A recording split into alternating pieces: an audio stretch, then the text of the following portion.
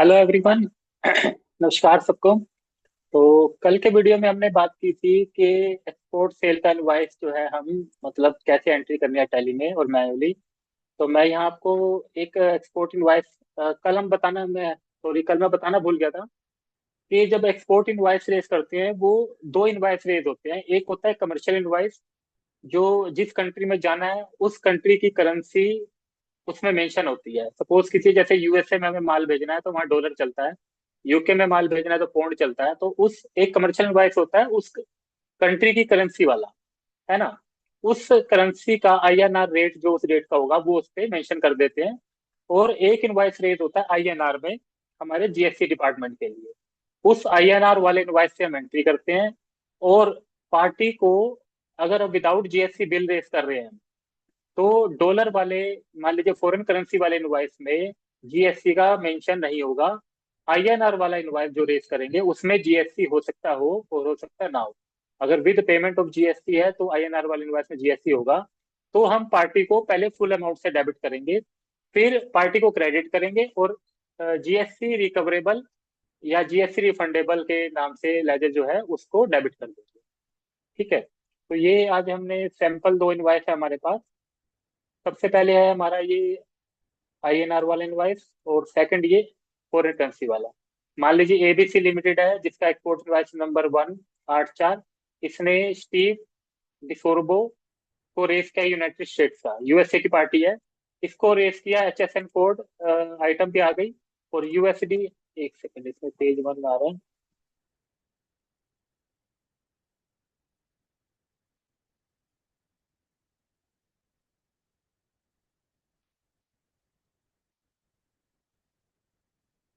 इसे को हम कहते हैं कमर्शियल इनवाइस। और ये जो दूसरा होता है हमारा टैक्स इनवाइस होता है जीएसटी वाला। तो कमर्शियल इनवाइस में हमने मेंशन कर दिया यूएसडी, इतने यूएसडी, एक एक आइटम का इतने यूएसडी में रेट है, टोटल यूएसडी इतने। और 50, ये गलत लिखा हुआ है इसमें। यूएसडी 38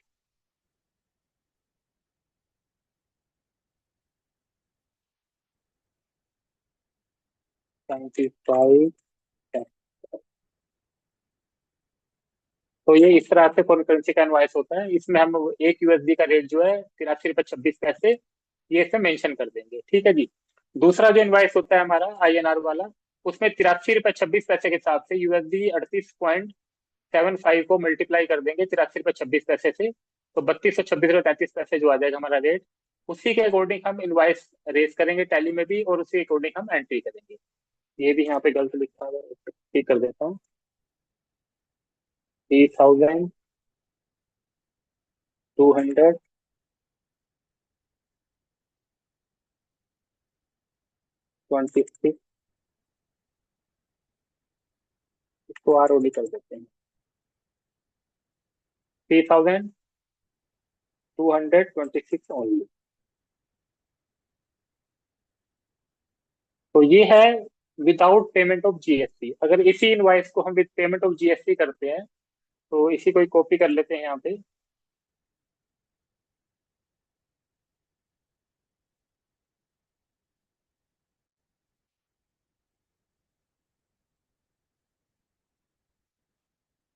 तो वो इनवॉइस जो है इस पे एड जीएसटी और जीएसटी आईजीएसटी लगेगा इस पे। तो इस पे आईजीएसटी लग जाएगा यहाँ पे, टैक्स रेट 18%। और आईजीएसटी इसको छोड़ा कॉलम को, तो 18% आपका जीएसटी हो जाएगा।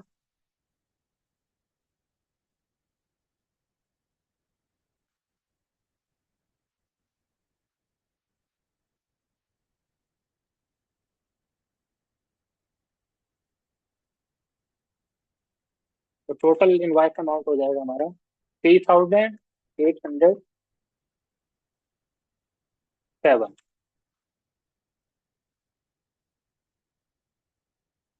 तो इन दोनों इनवॉइस की एंट्री क्या होगी? सबसे पहले हम करते हैं आईएनआर वाला इनवॉइस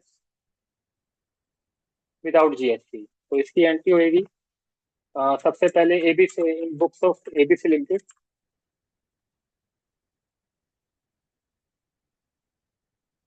कस्टमर का नाम है हमारा स्टीव डिसोर्बो, कॉपी कर लेते हैं इसको। इसको करेंगे हम डेबिट, और डेबिट अमाउंट हो जाएगा हमारा 3226। और टू में एक्सपोर्ट सेल 3226 से ही क्रेडिट हो जाएगी। अब क्योंकि वोचर टैली के अंदर एंट्री करते हैं तो इनवाइस नंबर और डेट होती है, तो वो नरेशन में हमें लिखने की जरूरत नहीं है। तो बीइंग इनवाइस रेज, अगर इन्वेंट्री वाली टैली नहीं है तो हमें आइटम का नाम लिखना पड़ेगा, being invoice raise for MX तो लेबल टन। अब यूएस डॉलर का हमें मेंशन करना पड़ेगा, फोर यूएसडी 38.75 @ @83.26। ठीक है, पार्टी का नाम लिखने की जरूरत नहीं है हमें, क्वांटिटी वन।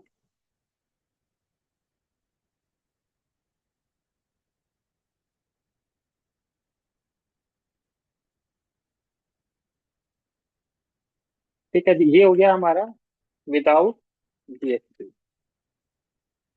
और अगर विद जीएसटी पेमेंट हम इनवाइस रेज करते हैं, उसकी एंट्री क्या होगी?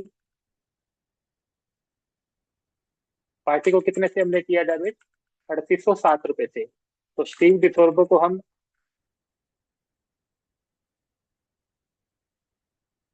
डेबिट करेंगे 3807 रुपए से, और टू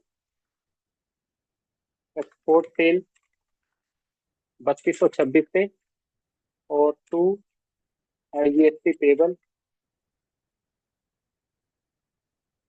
530। इसको हम 3226.35, 580.74, और आरओडी हमारा डेबिट हो जाएगा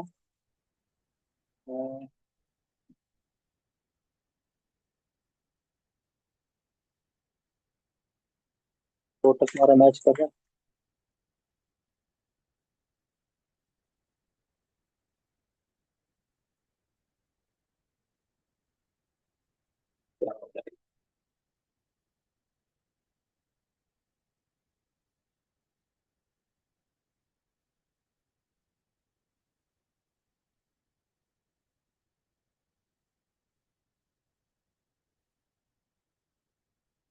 इसको 7 कहीं लेस कर देते हैं।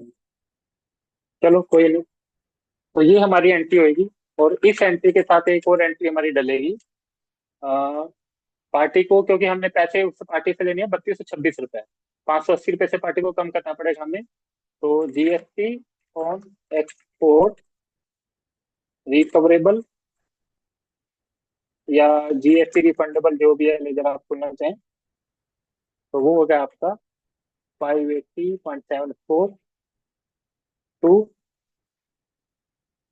सी डिसोर्बो।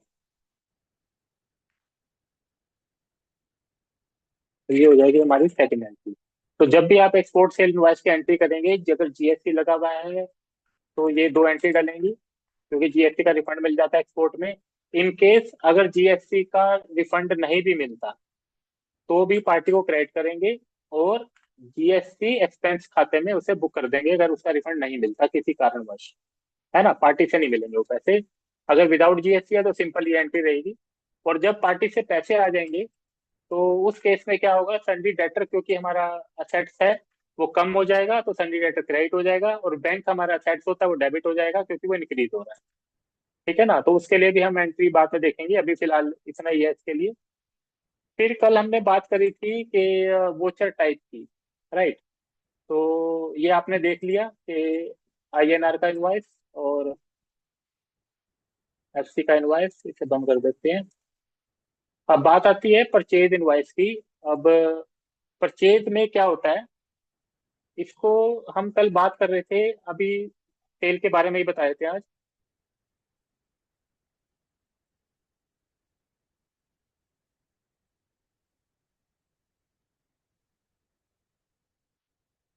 कल हम बात कर रहे थे सेल की एंट्री करते विद इन्वेंट्री। तो अगर हमने अपनी books old old F3 press करेंगे, और हम अपनी बुक्स अल्टर करते हैं यहाँ पे, तो हमने यहाँ पे मेंशन किया है अकाउंट विद इन्वेंट्री।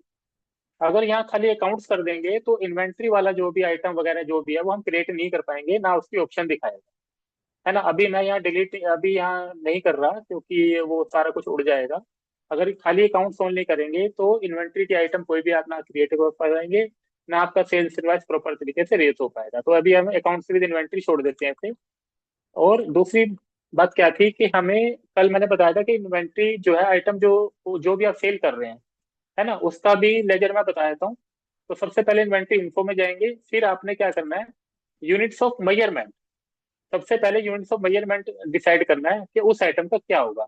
मान लीजिए हमारे पास पीसीस में है कोई आइटम, फॉर्मल नेम इसका डालना पड़ेगा यहाँ पे पीसीस।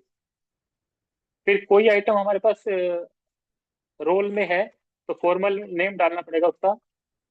और कोई आइटम नंबर्स में है तो उसका सिंबल पहले से ही डला हुआ है, यहाँ दिखा देता हूँ मैं। नंबर ये पहले से ही डला हुआ है नंबर, तो ये हमें पहले यूनिट्स ऑफ मेजरमेंट डालना पड़ेगा। फिर हमने आना है स्टॉक आइटम पे या स्टॉक ग्रुप पे। सबसे पहले हमें कोई स्टॉक ग्रुप बनाना पड़ेगा जिसके अंदर वो सारी आइटम आएंगी। मान लीजिए अगर आप कोई ड्रेस मटेरियल में कोई डील कर रहा है या किसी और आइटम पे, तो स्टॉक ग्रुप बना के उसके अंदर डाल देंगे। अगर वो 10 तरह की वैरायटी बना रहा है तो हर चीज का स्टॉक आइटम अलग अलग बनेगा। तो जैसे ये लेबल गन थी, मैं बता देता हूँ, क्रिएट करेंगे एमएच क्या बोलते हो, लेबल गन। मान लीजिए हमने आइटम क्रिएट कर ली। अब प्राइमरी ग्रुप हमारा है, उसके अंदर कुछ और हम दे सकते हैं। मान लीजिए हम लेबल गन का ग्रुप बना लेते हैं, तो इसको ओल्ट सी लेबल गन under primary, quantity added no except. तो ये हमारा लेबल गन का ग्रुप बन गया। अब हम इसमें जो आइटम है वो नंबर्स में आती है, तो हमें यूनिट्स ऑफ मेजरमेंट के हिसाब से पहले ये डालना पड़ेगा। नहीं तो आप यहाँ पे ओल्ड सी करके यूनिट्स ऑफ मेजरमेंट भी डाल सकते हैं। फिर आता है रेट ऑफ ड्यूटी। अब रेट ऑफ ड्यूटी कितना है इसमें, 18%। टैरिफ क्लासिफिकेशन जो था हमारा, इसका हम डाल सकते हैं यहाँ से, जो हमारा उसका कोड था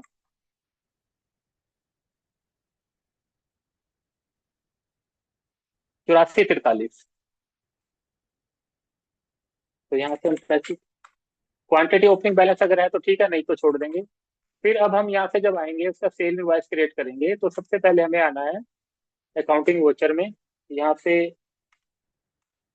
F8 प्रेस करेंगे तो एक्सपोर्ट सेल सेलेक्ट करना है।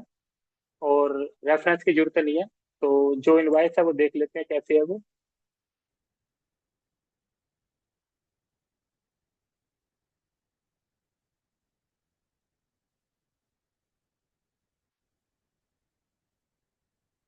तो इनवॉइस हमारा INR वाला, हम उस इनवॉइस को उठाएंगे। और पार्टी जो है हमें उसको कैसे करना है वो देख लेते हैं। सबसे पहले ये रेफरेंस आ गया, डेट है हमारी 8 अप्रैल। तो डेट हम 8 अप्रैल कर देंगे इसमें। पार्टी नेम, अब पार्टी नेम नहीं खुला हुआ तो खोल लेंगे। तो पार्टी का नाम है स्टीव डाल लेते हैं।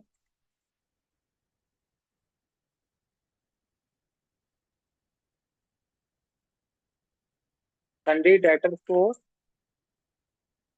Export, balance bill by bill yes, default credit period मान लीजिए 15 दिन है। Inventory values are affected no. तो पूरी डिटेल देने की जरूरत नहीं है इसमें, लेकिन जब आप एक्चुअल करेंगे तो उसमें देना पड़ेगा। फिर आता है एक्सपोर्ट सेल, लेजर ये सिलेक्ट करना है। Name of item, name of item हम सिलेक्ट करेंगे MX started for level gun, quantity 1, और रेट 3226.33।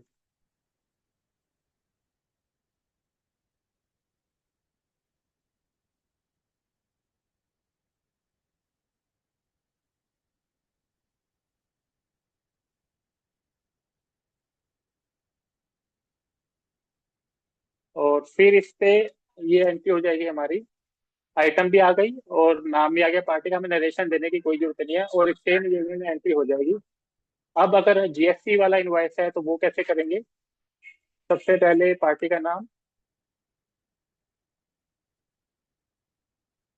और एक्सपोर्ट सेल।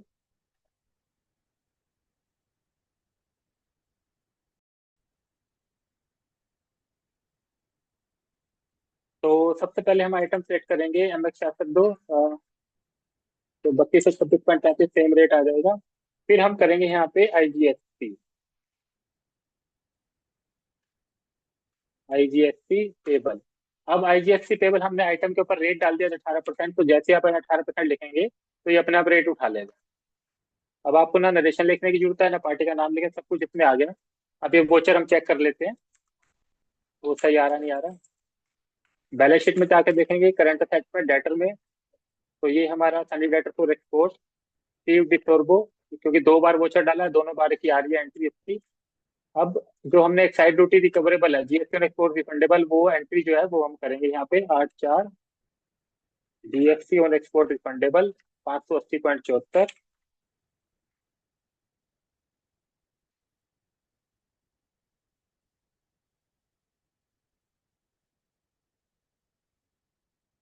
और पार्टी को क्रेडिट कर देंगे पी को, अगेंस्ट रेफरेंस हमने इनवाइस किया था 7 वाला, उसकी रेफरेंस में ही आ जाएगा। The GST on export recoverable credit to export data, क्योंकि उनसे लेना नहीं होता वो। तो ये हमारा हो गया। दोनों केस में जो हमारा सैलरी डेटर है वो उतना ही अमाउंट से शो हो जाएगा, 3226 और 3226 दो बार, है ना। अब P&L में देख लेते हैं, सेल हमारी आई नहीं आई। सेल्स में, एक्सपोर्ट सेल में, ये हमने स्टीव डिसोर्बो की सेल डाली है दो बार, एक ही वो एक ही बिल की 3226, 32, ये हमारी सेल भी आ गई। तो उसी से ही हमारा इनवाइस रेज हो जाएगा। कैसे, मैं दिखाता हूँ। इनवाइस प्रिंट भी हो जाएगा हमारा यहीं से। आपने दबाना है प्रिंट, यहाँ से ऑप्शन है ये, यहाँ प्रिंट के ऑप्शन है जहाँ माउस है, तो क्लिक करेंगे, यहाँ अपने प्रिंटर अपने सेलेक्ट करना है, और प्रिंट विद व्यू पे, जहाँ पे माउस है विद प्रीव्यू पे क्लिक करेंगे तो प्रिंट करने से पहले ये प्रीव्यू दिखाएगा, प्रिंट यस, तो यस पे क्लिक करना है। तो ये आपका आ गया, यहाँ पे आप जूम करके देख सकते हैं इनवाइस को, है ना।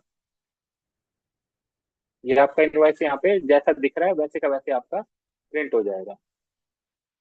तो जैसे हमारे पास इनवाइस जो है वो तो मैंने आपको दिखाया कि, लेकिन जब हम एंट्री करेंगे, अब मान लीजिए आपके पास इनवाइस नहीं है तो एंट्री कैसे करेंगे। तो वो डिटेल पहले आपको लिखनी पड़ेगी, फिर आप टैली में एंट्री करेंगे तो उसी से आपका इनवाइस निकल आएगा प्रिंट होके। तो मेरा समझाने का मतलब यही था कि ये सारी चीजें, मतलब अगर आप एक्सेल में इनवाइस बनाते हैं, कोई बंदा मैनुअल इनवाइस बनाता है एक्सपोर्ट का भी, कई लोग एक्सेल में इनवाइस बनाते हैं, कमर्शियल इनवाइस भी, और वो भी फिर बाद में वो सिस्टम में एंट्री होती है। तो सिस्टम की जो एंट्री वाला होता है वो इनवाइस पार्टी को नहीं भेजते, है ना। जो हमने एक्सेल में बनाया होता है वही वाला भेजते हैं, क्योंकि उसके अंदर काफी सारी चीजें होती हैं जो टैली से जो इनवाइस निकलता है उसके अंदर वो काफी सारी चीजें नहीं होती। तो वो सारी चीजें हमने एक्सेल में फॉर्मेट बना रखा होता है, तो वो सारी चीजें उसमें लिखी होती हैं, तो टैली के अंदर हम क्या सिर्फ एंट्री कर देते हैं। तो टैली वाला इनवाइस कई बार नहीं भेजते, तो उसमें थोड़ा इजी रहता है एक्सेल में। तो ये सब था मेरे को। आप, एक चीज और थी, एक्सपोर्ट इनवाइस 2526 001 आ रहा है ये यहाँ पे, तो इसके लिए हमने वोचर टाइप में जाके इसको ठीक कर सकते हैं। अकाउंट इनको, voucher type, alter, export cell, यहाँ पे स्टार्टिंग नंबर 1, प्रीफिल विथ 0, यहाँ पे यस करना है। तो न्यूमेरिकल जो है विथ है, ये हमारी ऑलरेडी 4 है, तो कंट्रोल ए प्रेस करेंगे तो बाहर आ जाएंगे। अब हम जाके देखेंगे जब वहां पे, तो वो 001 दिखाएगा, है ना।